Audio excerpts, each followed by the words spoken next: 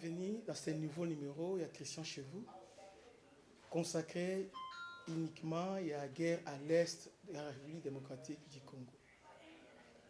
Mes chers frères, qu'est-ce qui se passe à l'est? Et nous sommes surpris aujourd'hui, il y a comme on a Kébisoba Congolais, nous sommes à la base, il y a guerre, ce qui se passe à l'est. Donc parmi nous, il y a des gens qui ne veulent pas qu'il y ait stabilité à l'est. Il y a les gens qui ne veulent pas que FARDC et Mekimpe Komata. Il y a les gens qui veulent toujours Rwanda à malmener Bisso, à maltraiter Bisso, afin que, base dans le discours, et dans le discours à campagne, voilà les autres ont échoué, voilà ce que nous allons proposer. Pourtant, ce qui se passe à l'est, ceux qui meurent là-bas, il y a des gens, les IDPS, MLC, presque parti. Et par-dessus tout, ce sont des Congolais qui meurent chaque jour. Alors, nous devons trouver une solution une fois pour toutes. J'ai aimé la position du chef de l'État dans le Conseil de sécurité. Il était vraiment très ferme. Non seulement cette position, même dans l'interview face à RFI. Qui est vraiment strict. Alors, il n'y a pas de dialogue entre la RDC et le M23. Parce qu'il sait très bien que le M23 est seulement échappatoire, mais c'est le Rwanda qui est derrière M23. Et le Congo a réussi jusque-là à prouver que Rwanda est derrière le M23. Et ce qui est bien dans tout ça, il y a si peu, on ne pouvait pas accuser le Rwanda devant les Nations Unies parce que sur le Rwanda, il y a la Grande-Bretagne à ôter les mains, où est les preuves. Aujourd'hui, avec façon Oyo, Tshisekedi à Kenango, on a pris Rwanda en étau. Donc quelque part, Rwanda, on l'a pris dans son propre piège. Il a commencé par s'approcher du Rwanda, comment ça marche, et dans tout ce temps, il a commencé à se préparer. Parce qu'il savait que sur le plan militaire, il ne pouvait pas compter d'abord sur l'armée, parce que notre armée était infiltrée. C'est pourquoi nous sommes adhérés à niveau de la communauté Afrique de l'Est. Rwanda, Ouganda, Kenya, on a adhéré.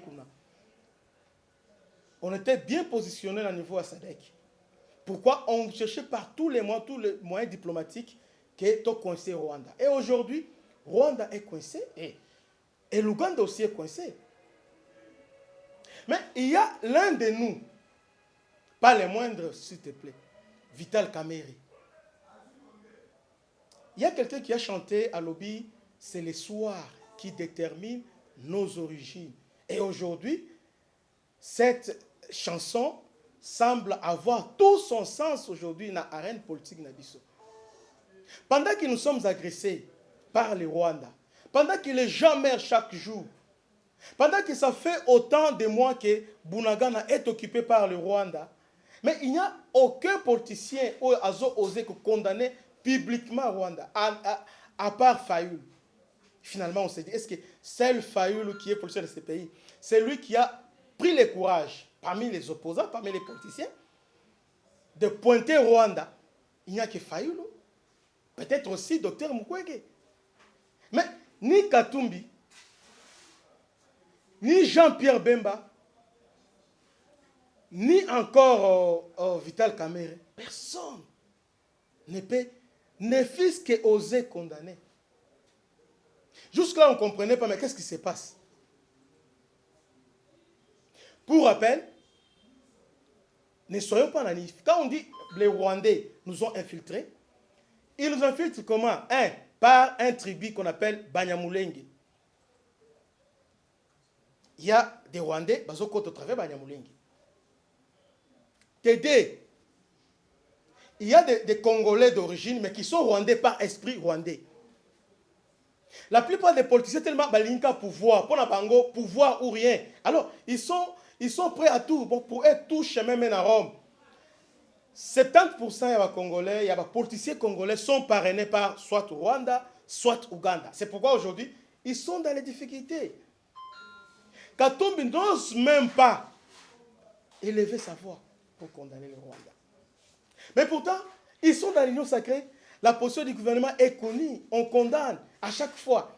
D'ailleurs, Mbosso, Oyazabutu, à la grave niveau de l'union sacrée, partout où Azo Kende, Azo condamné cette agression-là. Il était, dans ma tante Elisabeth, il avait condamné ça ouvertement. Vous voyez? Mbosso parle, il condamne. Mais, curieusement, quand même, le propos du chef de l'État, il faut ça la tourner dans l'Est pour amener un peu corriger les désidératés du peuple, peuple, donc amener un peu corriger par rapport à l'état de siège, par rapport à la position, qu'est-ce qu'on peut faire? Mais finalement, Kamere, et finalement, quand il retourne, Kamere qui vient, il commence à faire le chantage du chef de l'État. Et finalement, Kamere a mis un plan de sortie de crise. Mes chers frères, et ce plan de sortie de crise à Kamere, c'est copie-coller à ce que. Donc, il a copie-coller. C'est la photocopie de ce que Kagame avait dit au niveau des Nations Unies.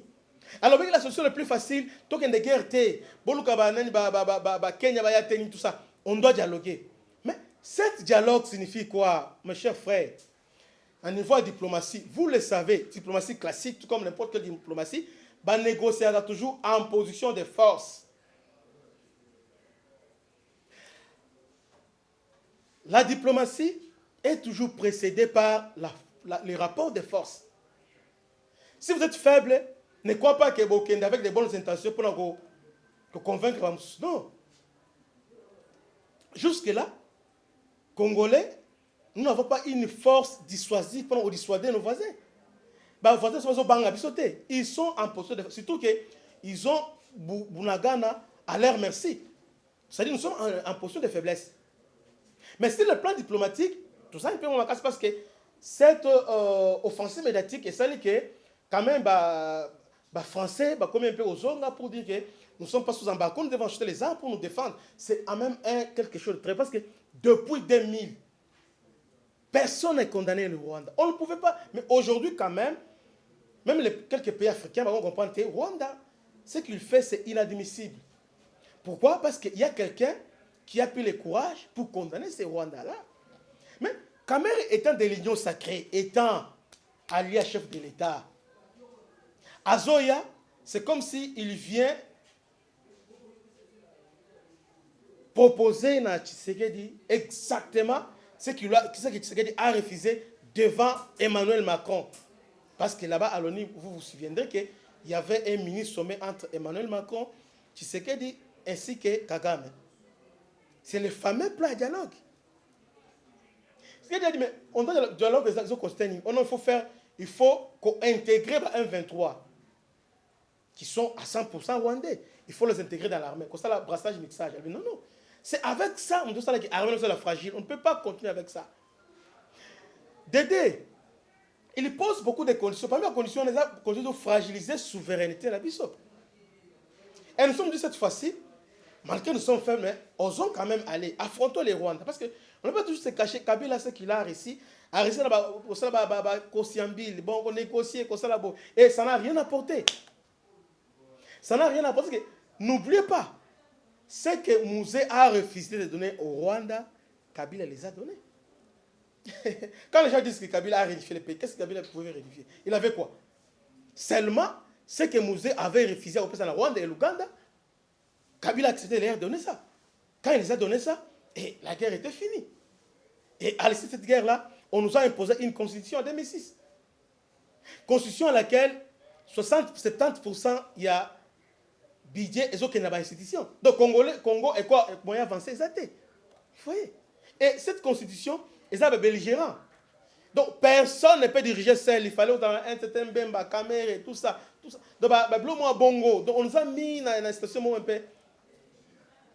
Mais aujourd'hui, tu as la position bien, Kamere qui vient maintenant pour nous dire que nous devons négocier avec les Rwandais. Non seulement négocier. Oh, Kamere va plus loin. Au travers aujourd'hui, j'ai suivi le député Juvenal Mounobo, qui est même membre de la commission défense et sécurité au niveau Assemblée nationale. Et pour rappel aussi, pour les gens qui ne savent pas, c'est l'INDC de Kamere Moutou Azo dirigé commission défense et sécurité et Assemblée nationale. Jadis dirigé par Jeannette Kabila qui était à FCC.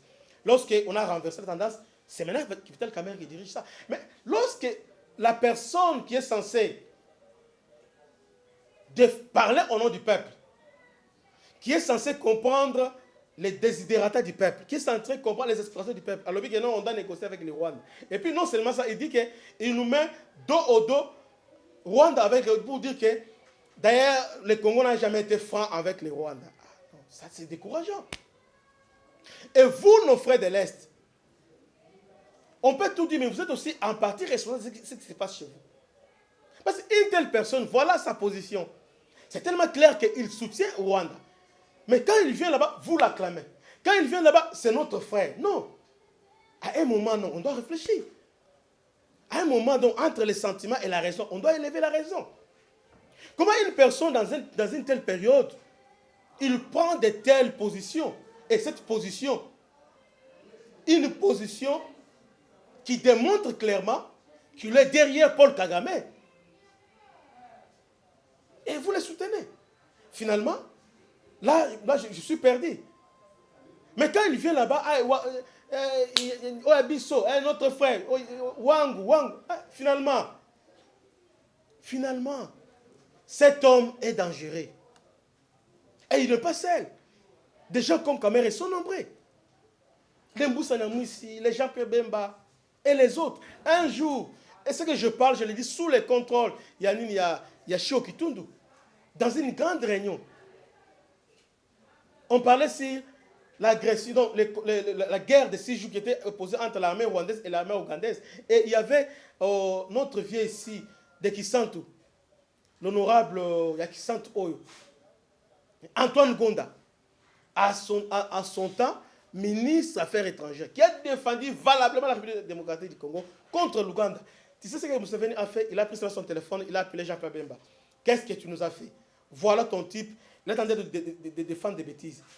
Au même instant, Jean-Pierre a appelé Kabila Joseph pour dire que non, je dois remplacer Antoine Gonda. C'est comme ça que Kabila a vu en Antoine Gonda un citoyen patriotique. Il a récupéré Antoine Gonda directement. Donc les Congolais aujourd'hui, nous sommes incapables de produire un raisonnement. On raisonne par procréation. Kamerhe a un traître. Ce qu'il vient de faire est inacceptable. Il joue avec le fait. Ça fait troisième émission que je suis en train de vous dire de ça. Mais il y a des gens qui m'insultent. Non, qu'est-ce que... Vous avez perdu la tête. Kamerhe, c'est votre allié. Non. Mais s'il est notre allié, au niveau de l'Union sacrée, nous avons levé une option. Pas question de dialoguer. Allons. Allons-y. Et nous sommes en bonne position. Les Kenyans sont déjà là. Il n'est plus question que Kenya a créé son tampon. Non. Kenya est là avec une mission. Il y a quoi attaquer les rebelles. Mais ils les ont, puisqu'on entend un ultimatum, quelques temps, ils vont attaquer. D'ailleurs, pour rappel, il n'y a pas de semaines, l'Ouganda a menacé Kenya. Si l'Ouganda était sincère, pourquoi il devait menacer Kenya? Le fils de Museveni a menacé Kenya pour dire que dans 2 semaines, à Kokanga, il va marcher sur Nairobi. Qui ne sait pas ça? D'ailleurs, Kenya est créé qui un incident diplomatique jusqu'à tel point que Museveni était obligé à remplacer Mwananae à Longo la force terrestre en matière générale 4 étoiles et puis à Longo na commandement armé. Mais pourquoi Ouganda pourquoi il doit menacer Kenya? Parce qu'ils savent que ceux qui vont force régionale vont coincer Bango. Ils savent que c'est la fin de cette guerre-là. Mais quand toi, Kamerhe, qui vient pour nous décourager, pour dire que non, cette solution-là est trop coûteuse, non, allons au dialogue. Dialoguer avec qui? Et pour nous dire aussi que nous n'avons jamais été sincères envers les Rwandais. Mais tu te fous de qui? Pas sincère avec les Rwandais. Qu'est-ce qu'on n'a pas donné à Rwanda? Depuis qu'il est au pouvoir, qu'est-ce qu'on n'a pas? Qu'est-ce que tu n'as pas fait? Tu sais que tu as fait d'autres choses. Marquez-lui. Mais pour seulement chercher la paix. Mais Rwanda n'a pas voulu. Avec l'Ouganda, et je vous apprends aujourd'hui, je l'ai dit, j'ai des preuves. Ouganda est entré au côté de Ouganda quand il est venu pour les ADF. Ils étaient encore pour parler. Pas Rwanda et Ouganda qui entrent. Pendant que les gouvernements congolais vont tergiverser, bon, Ouganda, il y a malheureusement Ouganda qui annonce, nous sommes déjà au Congo pour l'opération. Il a mis le gouvernement congolais KO. Maintenant, le gouvernement devait chercher comment expliquer aux Congolais, bon, il est venu pour une opération conjointe, une photo ADF. Mais non, il n'était pas venu chercher les ADF. Parce qu'il savait qu'avec état de siège, lorsque ADF ils vont attaquer Ouganda. C'est pourquoi il a voulu maintenant les dévancer. Parce que leur logique, c'est comment la guerre, chez eux, il n'y a pas d'espace. Chez eux, ils ne peuvent pas faire la guerre. Donc la guerre doit se faire ici au Congo. C'est pourquoi lorsque nous sommes en bonne position à Rwanda, et il n'a pas même laissé à l'État congolais de réfléchir. Il s'est imposé. Donc Ouganda aujourd'hui, et puis je vous dirais aussi, ce que je vous dis aujourd'hui, celui qui nous agresse aujourd'hui, ce n'est pas le Rwanda, c'est l'Ouganda qui nous agresse. Sauf que nous sommes tellement faibles, nous sommes incapables de dire que c'est l'Ouganda qui nous agresse. Avant que Bunagana puisse tomber, Bunagana par rapport à la position qu'on avait, avant de tomber à Bunagana, on avait une très bonne position. On ne pouvait jamais prendre Bunagana par les 1-23 sans appui, sans aide à Ouganda. Mais nous étions surpris. Même le ministre des Affaires étrangères, Christophe Tundula, était dans l'embarras. Il disait, mais nous sommes trahis par nos ennemis, par nos amis ougandais. Et lorsqu'ils sont partis à Luanda, l'accord de Rwanda entre Paul Kagame, Museveni a appelé Tshisekedi pour dire que non, moi je peux les appeler. Donc c'est-à-dire, ce qui se passe, c'est tellement complexe, c'est tellement compliqué que ce que vous croyez là, c'est l'Ouganda qui nous attaque. Rwanda, on peut les maîtriser. Rwanda, c'est sur le plan diplomatique. Aza implanté partout. Rwanda a une armée organisée, mais il ne peut pas nous faire cet affront. À quoi qu'il mais l'Ouganda vient parce que M23 a deux branches. Il y a une branche politique avec Runiga qui était en Ouganda et les branches militaires avec Makenga qui était au Rwanda. Mais chaque fois quand on était en négociation avec les Rwandais disaient quoi? Même en Angola, les gens disaient mais c'est le Ouganda là qui est derrière. Alors, quand vous parlez de dialogue sincère, de quoi vous parlez? Ouganda n'est pas sincère, Rwanda n'est pas sincère envers nous. Aujourd'hui, on a voulu s'appuyer sur les Kenya. Et malheureusement, ou bien heureusement, parce qu'il y a eu l'alternance, il y a l'autre Uhuru Kenyatta est parti, il y a Rito qui vient, peut-être il est obligé de rester dans le même élan, mais il est sous pression aussi parce que l'Ouganda les menace. Il est sous menace de l'Ouganda. Vous voyez? Donc, aujourd'hui, on doit, encore une fois de plus, je lance un appel aux Congolais. Nous devons être unis. On doit être unis derrière les institutions. On doit être unis. Parce que, tu sais qu'il dit, mais aujourd'hui, mais finalement, il y a Juvenal Mouno Rwanda. Oh, il y a ML. Ouais, il y a une les lots, ils parlent beaucoup. Non, il faut négocier. C'est la solution. Mais il y a CP, il disait quoi? À l'équipe de la TV5 pour dire que non, on ne peut pas négocier avec les Rwandais. Mais aujourd'hui, il change la position. Parce que c'est Kamer qui l'a dit. Et je finis en disant, vous savez, parmi la condition M23 posée pour attirer tout, c'est parmi aussi Libération Kamer, il semblerait, je ne confirme pas, mais il semble. C'est-à-dire, vous voyez que la guerre rwandaise en Est, mais il y a des Congolais qui sont impliqués. C'est ce que je disais, qu'il n'y a pas que les Banyamulenge. Il y a des Congolais de sous-chemin, esprit rwandais, moralement rwandais. Il est là pour l'intérêt du Rwanda. Sinon, on ne peut pas voir ce qu'on voit aujourd'hui. Mes chers frères et sœurs de l'Est, en tout cas, avec ce qui se passe, avec la position que Kamerhe a prise aujourd'hui, vous devez les sanctionner. Et au moins cette fois-ci, ayez le courage de les condamner. Ayez le courage de les condamner. Ayez le courage de les condamner. Parce que lorsqu'il dit que Congo a sa sincérité, par rapport à quoi? Les gens meurent chaque jour à l'air. Parce que Rwanda, son alibi, c'est quoi? FDLR. Est-ce que FDLR, c'est un danger pour le Rwanda? Parce que jusque-là, depuis 20 ans, FDLR tue au Congo, il ne tue pas au Rwanda. Il fait leur massacre ici au Congo, ce n'est pas au Rwanda. Il n'est pas FDLR, ce ne sont pas des menaces pour les Rwandais, mais c'est une menace pour nous les Congolais. Mais de quoi vous parlez? De quoi vous parlez? Mon émission d'aujourd'hui était une émission interpellateur. Je voudrais vous interpeller. Quand on parle des Rwandais, ne voyez pas seulement les Banyamulenge. Il y a des Congolais. Katumbi Rwandais. Quand on parle de Rwandais, ce n'est pas Rwandais physique, mais sans mentalité. Rwandais. Pour lui, il croit que pour avoir le pouvoir, il doit être soutenu par les Rwandais. Kamere aussi aujourd'hui. Il croit que, comme il vient de recouvrir son casier judiciaire, selon lui, Azua en grâce à Rwanda. Donc il doit être au service à Rwanda. Donc, bravo. Mais il a pris sa position. Et vous, les Congolais, il a fait ça, ce n'est pas la nuit. Ovi et aussi des sous. Je vous invite, chacun de nous, Botala, Botanga, cette feuille de route à Kamere pour la paix. C'est exactement ce que Kagame a dit au niveau des Nations Unies. Pas de jet de blâme. Nous devons chercher une solution moins coûteuse. On doit dialoguer. Et aujourd'hui, il vient avec ça pour dire l'aide des cyclones. Rwanda, Ouganda et Congo, nous devons négocier en présence des témoins. Finalement, on l'a fait en maintes reprises. Cela n'a rien produit. Ça n'a rien produit. Ça n'a rien produit. Je suis désolé pour nos amis du ANC. Il ne faut pas continuer à soutenir Kamere. Kamere, sa position aujourd'hui est trop ambiguë. Kamere aujourd'hui, à mon isami qui est un traître. Alors il faut les lapider. Les lapider, ce n'est pas avec les pierres, mais il faut les sanctionner. Les élections arrivent, il faut les sanctionner.